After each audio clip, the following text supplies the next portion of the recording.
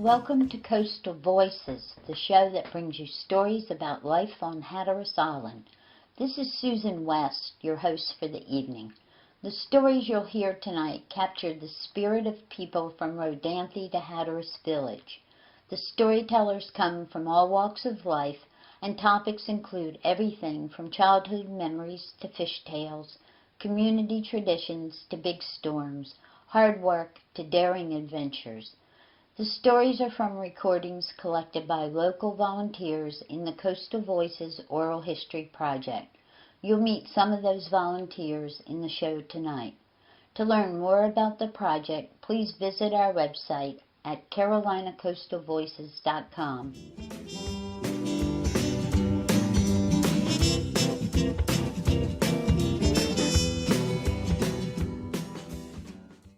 Sharon Peel Kennedy of Buxton talks about traditional holiday meals and about stewed shrimp and pie bread. For special occasions and holidays like Thanksgiving or Christmas, do you remember did you have seafood then? A baked fish, lots of oyster roasts. Okay. Yeah. A lot of roast oysters and oyster fritters. Fried oysters, oyster stews during the winter, but always a baked fish with potatoes. Okay. And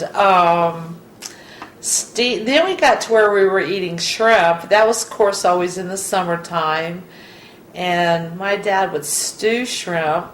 And how do you do that? Lightly flour your shrimp, or just saute them a little bit the way they are. Let them brown. Take them out of the pot and put your onions and potatoes in there and fill it with water up to the potatoes and cook that kind of real slow. While that's kind of cooking, you make some either pie bread or cornmeal dumplings. I like pie bread the best. What's the difference between pie bread and cornmeal dumplings? Pie bread is water and flour. Cornmeal dumplings is flour, cornmeal, and water. And why do you like pie bread better? Because I think it's more delicate to go with the shrimp. Okay. The cornbread's good, but it's heavy flavor to the shrimp to me. It fits the pie bread looks prettier too. Thicken it up, and you always want to cook your pie bread separately so it doesn't get all slimy from your stew. Then you add it to it. It's a unique flavor, and the next day it's even better. Were there shrimp boats going out of Hatteras? No, they would catch them in their pound nets. Okay. Yeah, That's what I was they didn't want none of the big shrimp. They always had to have the little shrimp. The big shrimp were tough and weren't sweet like the little shrimp. Okay. And we had a lot of clam chowder. Lots. We probably had a pot of chowder just about every week in our kitchen. Cooked the traditional Hatteras way? Meat, taters, onions, and clams and water. And they would make huge pots. Because each time you cook it and warm it, it gets even tender and better.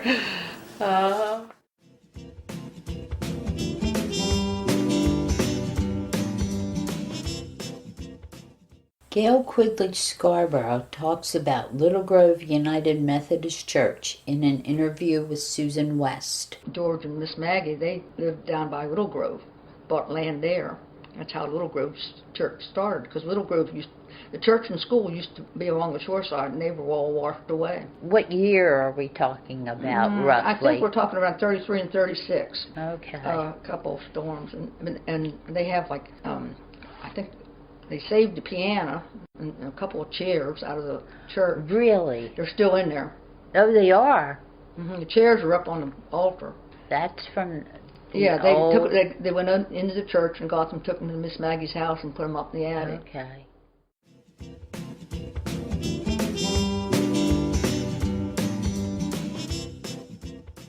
Mike Kominski of Waves describes how his interest in oyster gardening grew from his experiences on a Chesapeake Bay skipjack in an interview with Susan West. The last day I went out, the bay had frozen. The ice was about a foot thick. And we were out in open water, and when it was time to come in, we couldn't get back in. There were several other skipjacks out at the time as well, and the state sent in an icebreaker so we could get back into port. Boat that I worked on, last I heard a couple of years ago, was in the water in a little town in Virginia called Kinsale, Virginia. It's on the western shore of the bay. I did get a fascination for oystering because on the Chesapeake Bay, they're only growing in certain areas, and up there you would have a depth sounder, and you're looking for these, you're going across a level bottom, and then when you come across a lump, the oysters are usually growing on those lumps because they're elevated somewhat off the normal bottom. But I went to an oyster conference in Morehead City, I think it was in 2004, and I hooked up with other people of like-minded interest. The state, you can lease bottom from the state, but you can also lease water column. So the guys that are growing oysters in the water column are getting a 3-inch oyster in a year. So how do you elevate them? What do you do? Well, I guess you'd have some kind of a system where you're hanging them in cages or floating cages. If you have algae problems, you can lift these things out and dry them out. But then little crabs and critters, all kinds of stuff is intermingling in there with them, and some of it good for the oyster, some of it not so good. Right. Tell me a little bit what happened with Hurricane Irene. Irene, I was concerned because we had a 12-foot or a 10-foot surge from the Pamlico Sound. Yeah. And of course we were up to our necks here in cleaning up and fixing damage and all that. And I was thinking, gosh, it's not going to be much left. But I went back there and it was like nothing ever happened because Really? there was 10, 12 feet of water over top of it. Well, they're generally in 2 feet of water, so there was 12, 13 feet of water. That's the turbulence was well above them, so they were fine. The oyster gardening, is that a hobby with you? Yeah, it's a hobby. And it's become part of a photographic subject. I've enjoyed documenting it. Of course, each oyster shell is individual, like a human fingerprint. There's no two that are exactly alike, but I've gotten fascinated with the patterns and the colors on them, and I've done some close-up photography.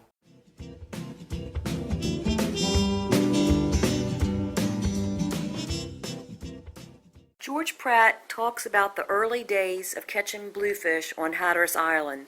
He was interviewed by Sandy Jones Garrison on June 16, 2014. When we first started coming here in the early days, the main attraction was the larger bluefish. That was spectacular. You could go out on the beach some days during that period and catch up to 50 fish if you wanted to, but most of those went back in the water. Some bluefish are good, but you couldn't tell which one was good and which one was bad. They'd been feeding on menhaden.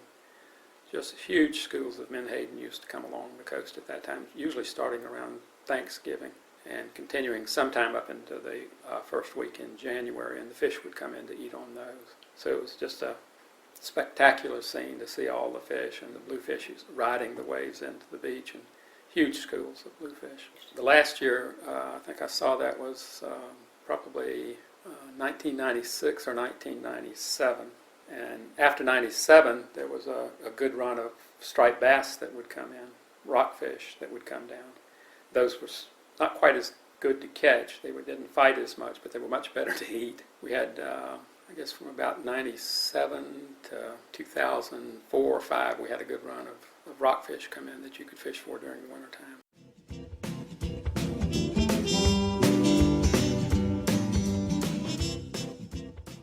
Elizabeth Browning Fox discusses the topic of Native American Indians living on Hatteras Island. Liz was interviewed February 12, 2014 by Sandy Jones Garrison. Any stories that trickle down, either just oral tradition stories, interaction with Native Americans? Not in my family, although the research groups, the Lost Colony Research Group and the Hatteras Family Names groups do have some. Mm-hmm.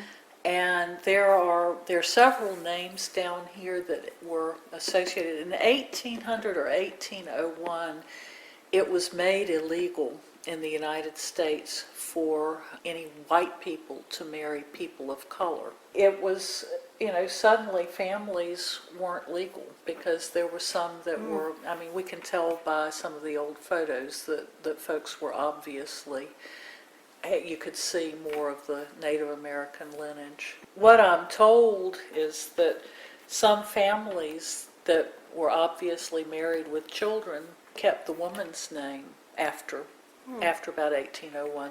They kept, which suggests that maybe the man was part Indian or full Indian. And some families, the names changed in an odd way, and the wills were left to people who didn't seem to be related. So there, I think the law affected people a little less out here, but obviously there was some scrutiny.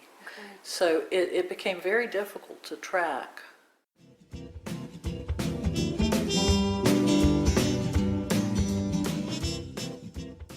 Mike Scott of Buxton talks to Susan West about hall singing on the beach with Jasper and Johnny Williams. Jasper Williams Jr. was in my senior class, and I'd gotten to know his father a little bit. Somehow beach fishing was a big thing back then, and somehow he got wind that I was interested, and he offered me a job, which I felt very pleased to have the offer, and of course I accepted it. So I fished with Jasper and Johnny on the beach. Rock fishing, and you got started in November. If you got a lot of cold weather, you'd catch a few up Oregon Inlet, maybe even up to Body Island in November. And So you traveled. yeah, but those guys had gone all the way as far as Corolla in previous years, but I never went that far with them. I don't know if I ever even, I think we went across the inlet, but I don't know if we ever even sat on Body Island. But I do remember sitting on the Oregon Inlet side. Okay. And then as the winter progressed, the fish would just come right on down. And Cape Point would be the prime spot, but sometimes they'd be to Hatteras Inlet too. Now in later years, they caught them more off Ocracoke in Portsmouth Island, but I only haul seine for them the 1 year. But we spent a lot of time on the beach. It used to kill me. It'd be blowing a gale northeast. You knew you weren't going to fish. And current ripping down the south side. But we'd still be out. We had 2 trucks and 2 boats, and somebody said, well, I'm going to go down the beach, check something out. I'm going down to Rocky's Camp. And these guys, they knew where Rocky's Camp was. So to them, that spot of beach, even though every trace of Mr. Rocky and all his fishing experience there was long gone, they still knew that spot of beach was Rocky's Camp. A little further down, or maybe up, I don't know, was Mr. Nace's camp, Nace Jeanette. They'd be out there Sunday evening, right on around till Saturday night.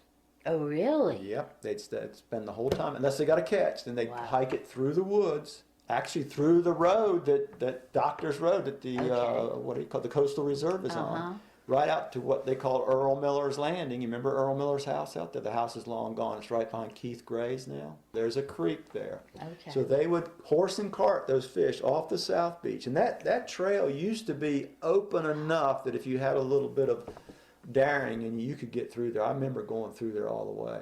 But you got to understand it's ridge, marsh, ridge, marsh, ridge, marsh. So you're traversing a lot of marsh.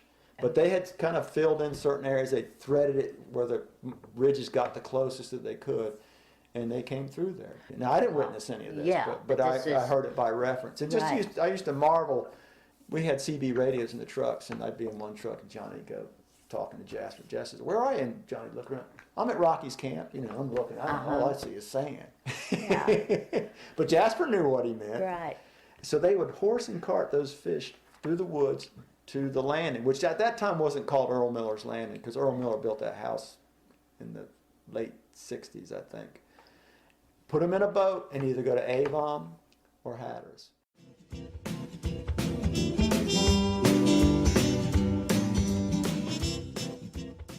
Nathan Everett grew up in Pinetown, North Carolina, and is the first commercial fisherman in his family. In an interview with Susan West, he talks about bringing his boat to Hatteras. The boat was finished in 2009. I crabbed that summer into the fall and built an oyster dredge and tried my hand at oystering. It was a poor year for oystering. Price of oysters, I mean, they limit you. It was like you can only work 5 days a week, and you had to be done by 2:30. And for me, just getting started, I mean, it was taking me that long just to get a limit. If I was lucky, I didn't see me making any money doing that. So I acquired a net reel from Tommy Dancheese. He gave it to me, and I came over here. Had never been to Hatteras. Okay. On my own boat. Right. You know what I mean? Had never been across the sound by myself. And I left from Rose Bay, had taken my oyster dredge out, put that net reel in, and shot across the sound to come dogging. Went straight out the inlet, never even stopped to talk to any of the fish houses. Got a limit of dog sharks. Came back into Hatteras, and the first fish house I came to was Teach's, was Wanchi's fish. I pulled in there and said, "David, you buy my fish?" He said, "Sure." So we went from there. I wound up bringing my crab pots over here that spring and crabbed out of Hatteras. Had a real good year. Had two of my buddies come over here. I had bought this trailer from Irvin Midget. This reefer trailer had a Thermo King on the front of it. I was going to buy and sell my own crabs. How did that work out? It's very difficult. I got into the drop netting thing. I wound up selling all my crab pots this past spring. Turned it all into gill nets. So now I've got enough gill nets to run this boat year-round out of Hatteras, which is more convenient. Running out of Hatteras, there's stuff to do one side of the sound or the other. And it kind of gives you, it's a unique place because the primary winds in the wintertime are out of the northwest, and you can fish in the lee of the hook in the wintertime.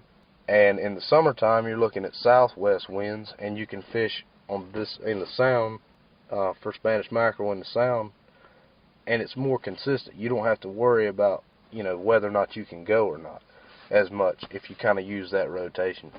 Right now my boat's in Wanchi's, but it just so happens that the croakers didn't come down this year.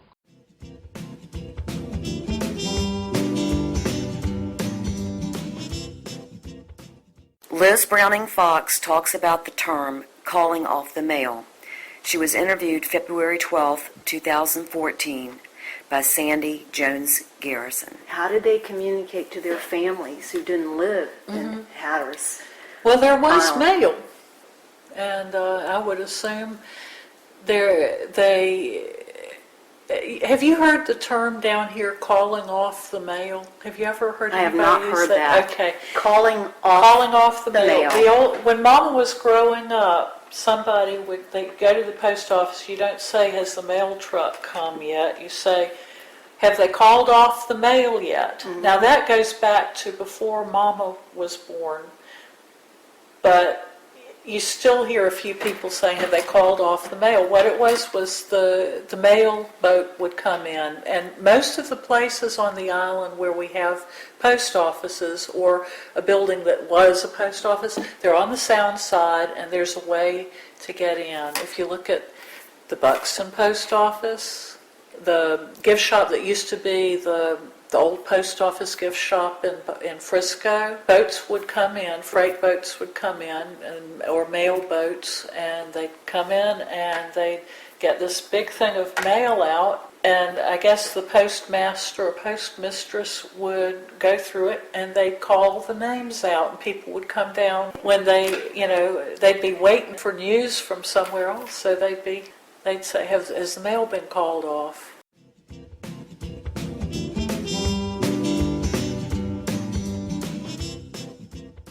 Susan West discusses co-writing the book Fish House Opera and how it gave a voice to local commercial fishermen.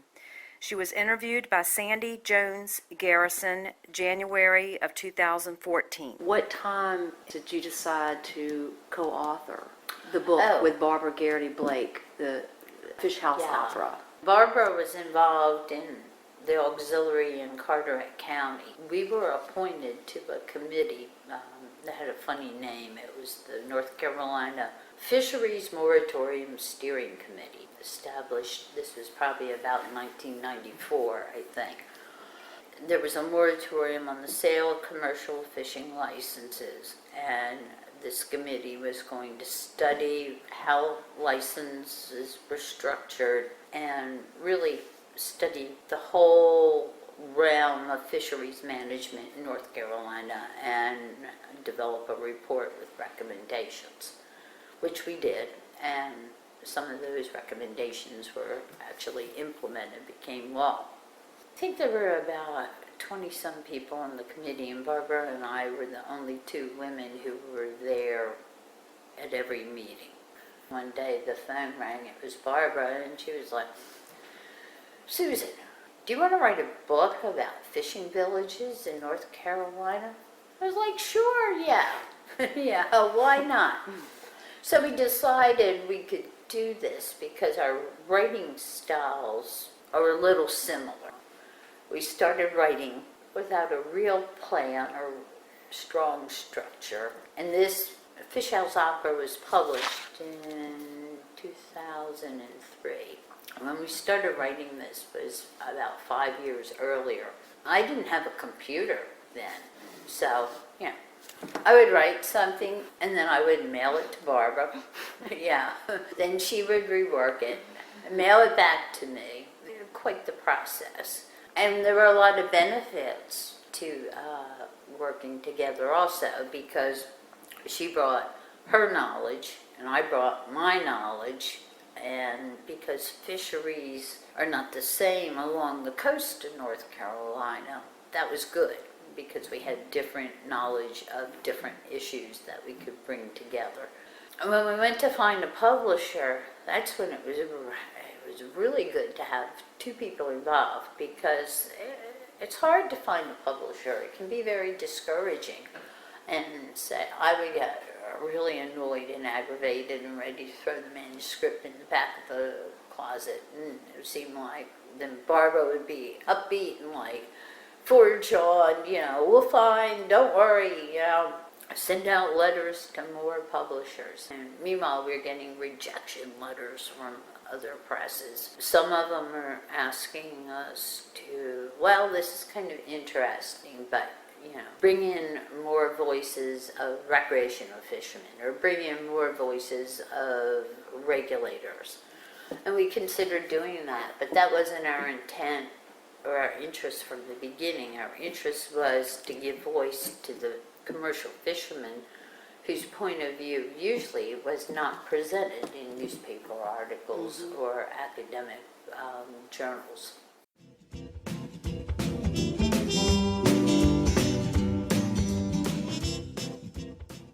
Dallas Miller and his wife Lois own Country Elegance in Avon. In a Coastal Voices interview, Dallas talks about entertainment for young people on Hatteras Island in the 1950s and 60s. Did you play any sports in school? The only sports we had at school was basketball. That was it. No baseball? No baseball. No nothing. And in basketball, we were not allowed to be in a conference because we had to take ferries. And the basketball court was not large enough. It wasn't a regulation-sized basketball court. I think that's what it was. And between the basketball court and the side of the building, you didn't have any room. It had one row of chairs around it.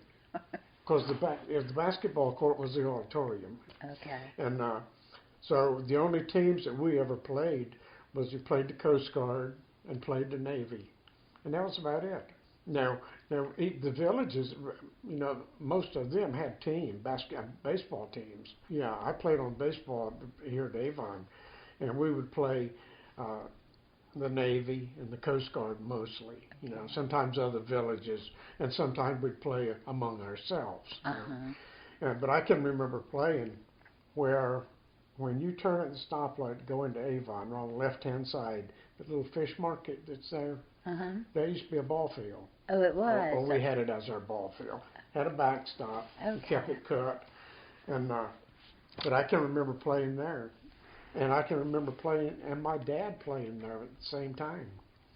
And I thought, I don't know how he's playing. He's 40-some years old.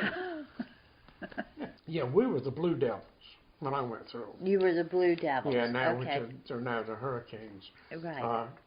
I was going through some things that my mom had packed away up in the attic, and I came across this little banner, maybe 6 or 8 inches, and it had Cape Hatteras Bulldogs, 1953.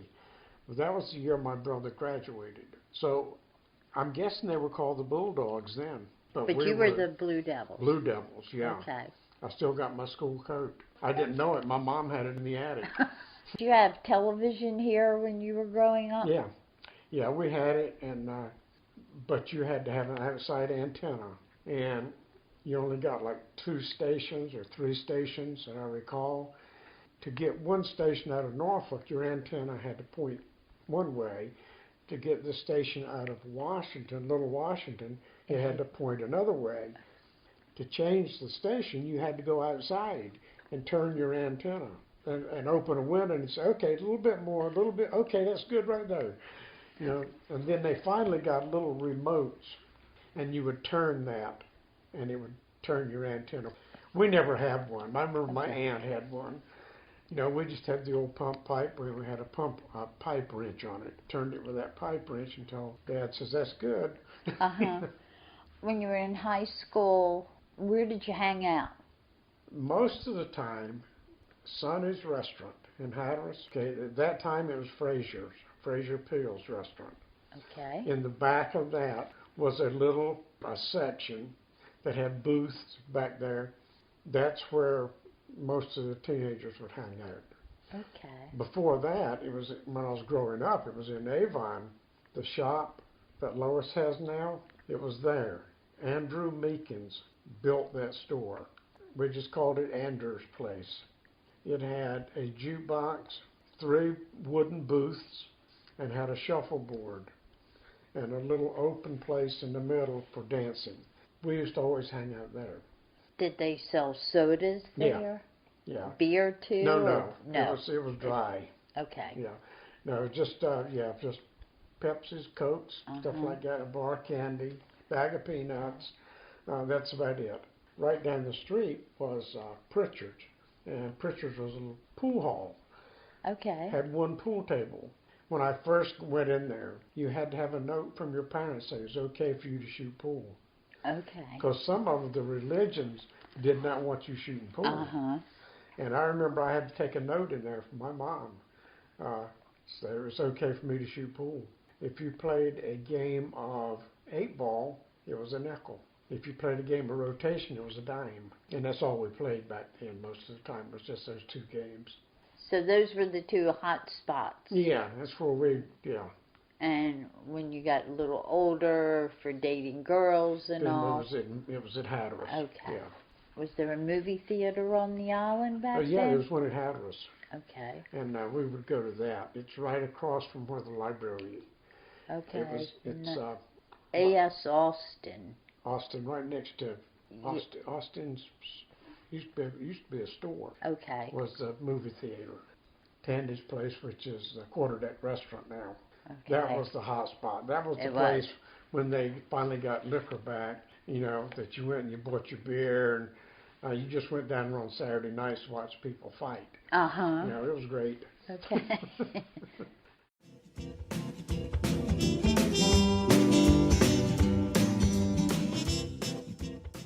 Fishermen tend to keep their favorite fishing spots a secret. George Pratt from Buxton, North Carolina, addresses that. He was interviewed by Sandy Jones Garrison on June 16, 2014. It's hard to keep anything secret. Around here, there are people looking, other people are looking at you and watching you through binoculars, and they see you. You know, you ride through Buxton, and you know people by their vehicles. You see them parked, and you know they're there, and you know what they're doing, and particularly trout fishing. You know, trout fishing is the thing that I'm most sneaky about. But and everybody else is sneaky about their spots too. And they don't remain. I mean, trout move around. The spots change, so you have to move around. But it's hard to keep a secret. I mean, it's not unusual to run into somebody in the store or the post office, and they say, "I heard about your fish you caught." And you say, "What?" And there was somebody watching you as you came over the dune with your fish, and they let them know. Word gets out fairly quickly. They're also, to be a good trout fisherman, it's not always helpful to keep your spots secret. There's some people you need to share with because they'll share back. So there's a cadre or a group of people that will call and let you know when they're catching fish and how they're catching and what they're doing, and invite you in on it. So you can't be too tight-lipped about the fish you're catching if you want people to reciprocate. And you can't be a good trout fisherman unless you're part of that network, really. I mean, or you can if you know their vehicles and see them parked along different places. get out of your car and go walk over the dune and see what's going on. Coastal Voices thanks the storytellers, the community oral historians, and Radio Hatteras for their support. And we thank you for joining us this evening. Good night.